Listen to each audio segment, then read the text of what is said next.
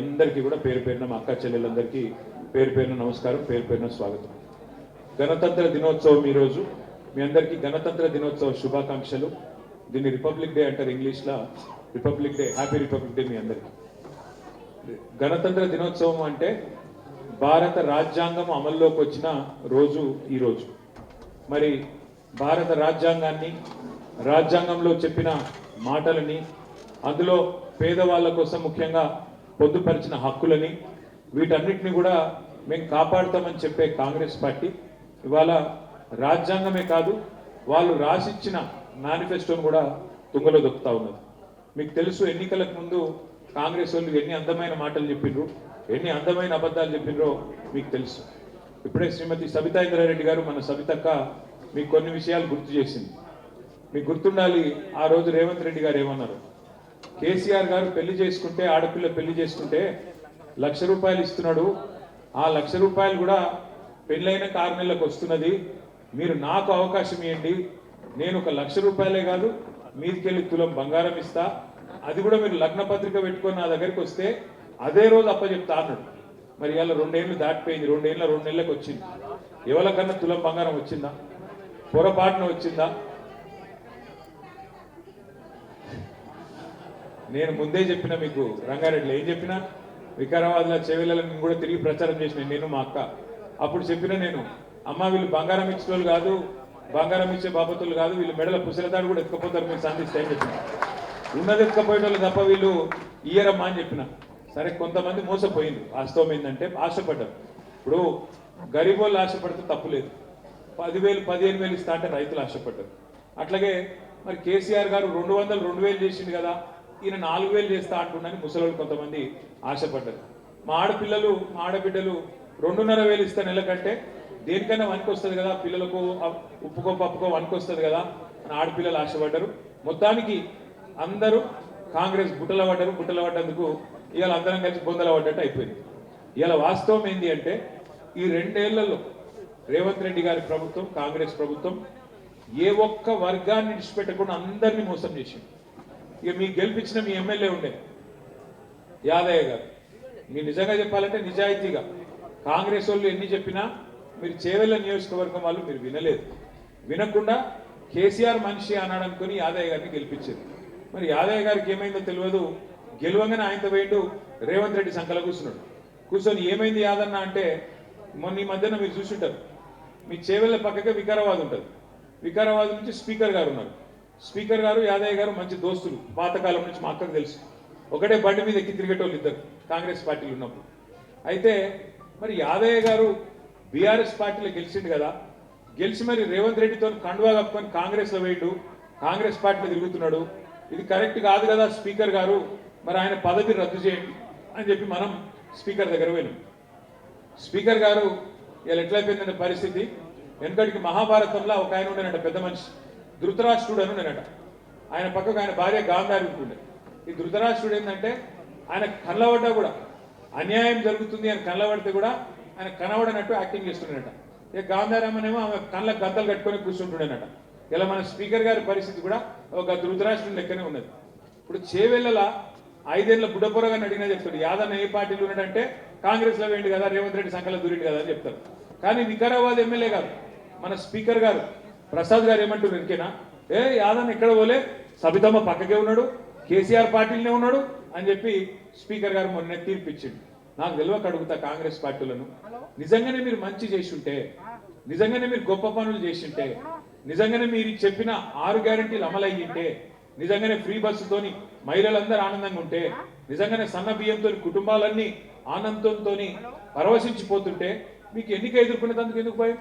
అవును, యాదయ్య మా పార్టీలో చేరిండు కాబట్టి రద్దు చేయండి, మళ్ళా చేవెళ్ళ ప్రజల దగ్గరికి పోతాం, ఓటు అడుగుతాం, కాంగ్రెస్ పార్టీ మంచిగా చేస్తే గెలిపిస్తారు అని చెప్పి ఎన్నికలకు పోయే ధైర్యం రేవంత్ రెడ్డికి ఎందుకు లేదు? ఎందుకంటే ఆయనకి ఎరికే.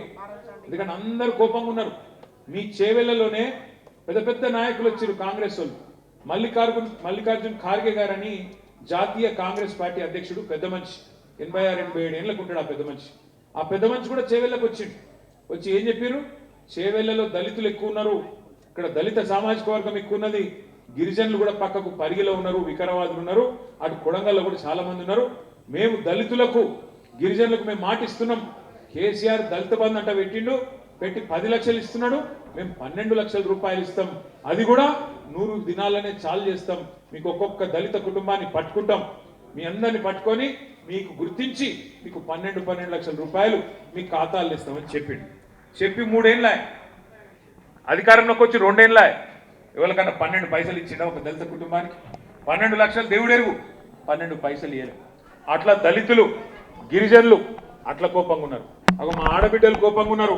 నెలకు 2,500 లేదు, నా వచ్చిన కళ్యాణ లక్ష్మి వస్తలేదు. ముసలోళ్ళు కోపంగా ఉన్నారు, పెన్షన్లు పడతలేవు. 2,000 4,000 చేస్తా అన్నాడు, ఇంట్లో ఇద్దరికి ఇస్తా అన్నాడు. కేసీఆర్ ముసలవ్వకో ముసలయ్యకో ఇస్తుండు, నేను ఇద్దరికి ఇస్తా అన్నాడు. కానీ ఏం చేసిండు? గదే 2,000, ఆ 2,000 కూడా 2 నెలలు కొట్టిండు. ఒక గంత దుర్మార్గంగా ఈరోజు ఈ ప్రభుత్వం పనిచేస్తూ ఉన్నది. ఒకటి మాత్రం వాస్తవం, అప్పుడప్పుడు అక్క బాధపడుతుంటుంది, అరే కేసీఆర్ గారిని ఇట్లా చూస్తే మంచిగా అనిపిస్తలేదు, కేసీఆర్ గారు అక్కడ ఉండుడేంది, ఈ మోసగాడు ఇక్కడ ఉండుడేంది అని మా అక్క అప్పుడప్పుడు అంటుంటుంది. కానీ కొన్ని విషయాలు తెలిసి రావాలి, తెలిసి వచ్చిందే మంచిది. ఇవాళ వాస్తవం ఏంటి అంటే రాష్ట్ర ప్రజలకు అర్థమైంది. ఎందుకంటే కేసీఆర్ గారు ఉన్నప్పుడు ఆయన మనకు తెలియకుండానే ఇల్లు చక్కబెట్టినట్టు, ఇల్లు కుటుంబ పెద్ద, ఇంటి పెద్ద మనిషి ఇల్లు ఎట్లా సగబెడతాడో మనకు తెలియకుండా, మనకు నొప్పి తెలియకుండా అట్లా కేసీఆర్ చేసిండు.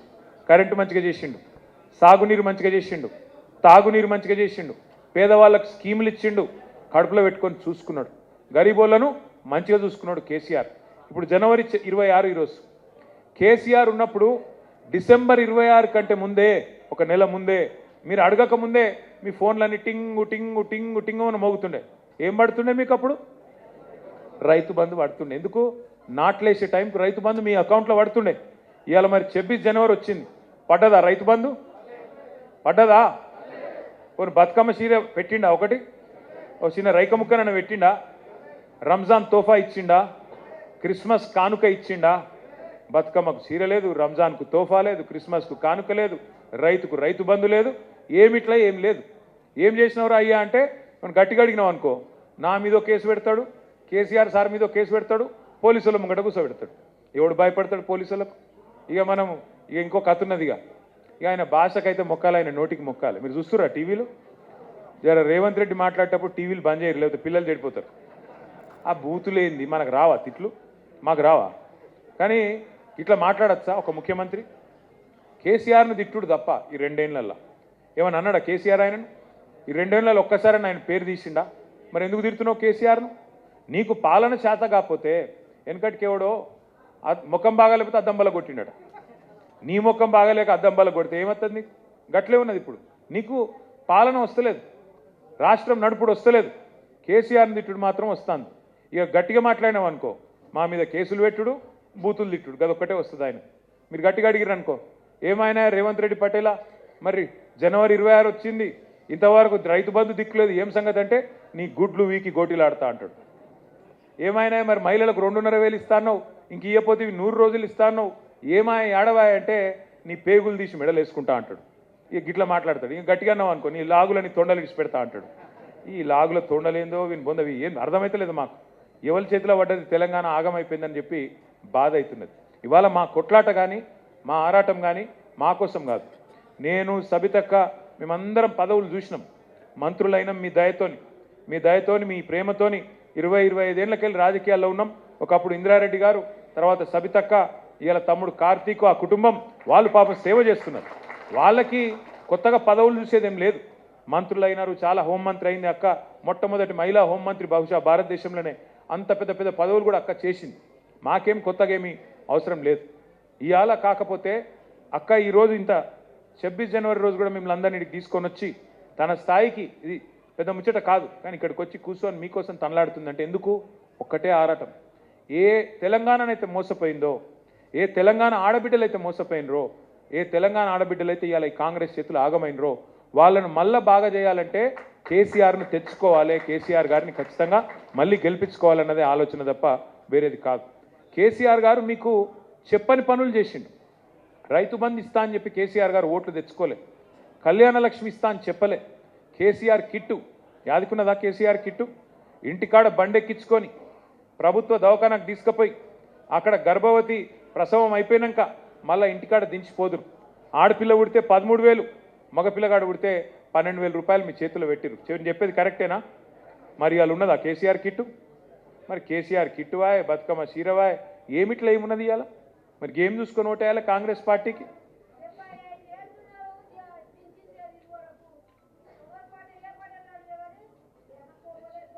46 లక్షల మందికి సారు పెన్షన్ ఇచ్చిండు కేసీఆర్. ఎవరన్నా మిగిలిపోతే వాళ్ళకు కూడా ఇచ్చుకుందాం తల్లి, మీరు బాధపడకురి. ఇప్పిస్తాం, నువ్వు రందు పెట్టుకోకు, ఇప్పిస్తాము. కాకపోతే ఒక్క మాట కోపానికి రాక బాలక. ఇప్పుడు నేను లేను, రేవంత్ రెడ్డి మీద కోపానికి రా, నా మీద అయితే లాభం లేదు. నేను అనేది ఏంటంటే ఒక్క మాట, మీ అందరితో ప్రార్థన, దయచేసి కోరేది, తప్పకుండా కొంతమంది ఎవరన్నా మిగిలిపోతే మిగిలిపోవచ్చు, నేను కాదంటలేను, అందరికీ అయిపోయింది అంటలేను. ఎందుకంటే అమెరికాలో కూడా సమస్యలు ఒడిచిపోలే, ఇంకా ఆడ కూడా ఉన్నాయి, సేవలలో కూడా ఉంటాయి, నేను కాదంటలేను. కానీ ఒకటి సగబెట్టుకుంటూ వచ్చినాం. ఇవాళ వీడు మొత్తం ఎగబెడుతున్నాడు, మనం సగబెడితే వీడు ఎగబెడుతున్నాడు. గది నేను చెప్తున్నా, ఆలోచన చేయండి, ఆగం కాకురి. మళ్ళీ ఎలక్షన్లకు రాగానే మళ్ళీ ఇప్పుడు మున్సిపల్ ఎలక్షన్ వస్తుంది చేవేళ్ళలో, రాగానే మళ్ళీ ఏం చెప్తారు, ఇంటింటికి చీర వంచుతారు. మళ్ళీ ఇందిరమ్మ చీర ఇచ్చిరా? ఇవాళ ఇంకా రాలేదా? అది కూడా ఇస్తలేడా? ఇస్తాడు, ఓట్ల కోసం మా ఇస్తాడు. ఇచ్చి మళ్ళీ ఇగో మా బాలక్క దగ్గరికి వచ్చి, కోపం ఉందిగా బాలక్క అని చెప్పి నీ చేతిలో 2,000 పెట్టి నువ్వైతే గుద్దు ముందు ఓటు గుద్దు అంటాడు. వాడిచ్చే 2,000 ఆశ అయితే నేను ఒకటే యాద చెప్తున్నా మీకు, ఆయన 26 నెలలు బాకీ ఉన్నాడు మీకు, మీరు యాద పెట్టుకోండి.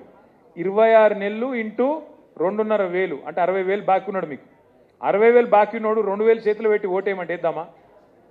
వాళ్ళని అడుగురి కాంగ్రెస్ వాళ్ళను, ఏమాయ కొడుక 100 రోజులు అంటివి, మరి 60,000 బాకీ ఉన్నావు కదరా, మరి ఆ మిగిలిన 58,000 ఎవడిస్తాడు? యాదవ్ ఇస్తాడా, భీమ్ భరత్ ఇస్తాడా, ఎవడిస్తాడని అడుగుని. అర్థమైందా? ఒకట్లా అడగాలి. మీరు అడగకుండా మూగనోం పడితే మళ్ళీ వాళ్ళు నడిచేది నడుతూనే ఉంటుంది, మోసం యథావిధిగా జరుగుతుంది. అందుకే మోసపోకండి. మళ్ళీ ఒకసారి మోసపోతే అది వాన్ తప్పు అవుతుంది, మోసం చేసిన తప్పు అవుతుంది. రెండోసారి కూడా వాన్ చేతుల్లోనే మోసపోతే ఈసారి మన తప్పు అవుతుంది. రెండోసారి కూడా మళ్ళీ మోసం చేయనిచ్చిర్రు అనుకో, రెండోసారి కూడా మళ్ళీ వాడు చెప్పే మాయ మాటలు విన్నరనుకో, బొంతలో పడ్డరనుకో, ఇక ఈసారి మన తప్పు అవుతుంది.